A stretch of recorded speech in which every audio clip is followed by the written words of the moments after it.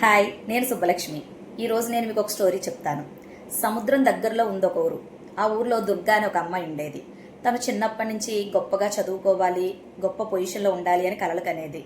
తను 10th class వరకు చదువుకుంది. తను 10th క్లాస్లో ఉండగా వాళ్ళ పేరెంట్స్ చనిపోయారు. తను హయ్యర్ స్టడీస్కి వెళ్ళాలి అంటే ఖచ్చితంగా ఊరు దాటి వెళ్ళాలి. కానీ ఆ ఊరిలో ఒక వింతాచారం ఉండేది. ఏ ఆడవాళ్ళు కూడా బోట్ ఎక్కకూడదు. బోట్ ఎక్కకపోతే ఆ ఊరు దాటడం జరగదు.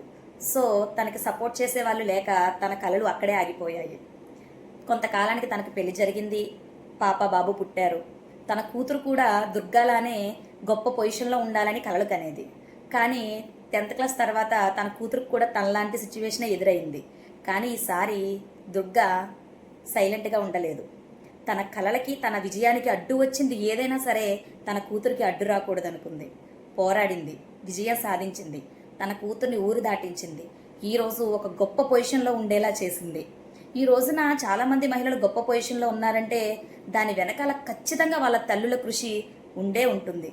మన తల్లులు కూడా ఏదో ఒక టైంలో, ఏదో ఒక సందర్భంలో మన గెలుపు కోసం, మన విజయం కోసం గొడవ పడే ఉంటారు.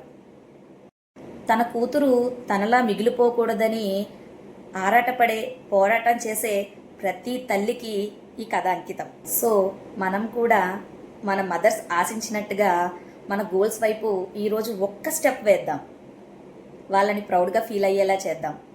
ఆచారాలు పాటించాలి, ఆచరించాలి, కానీ మూఢనమ్మకాలు కాదు. ఒక మనిషి ఎదుగుదలకు అడ్డుపడేది ఏదైనా సరే మంచిది కాదనే అంటాను నేను. మీ స్వరం with Subbalakshmi. Your voice matters.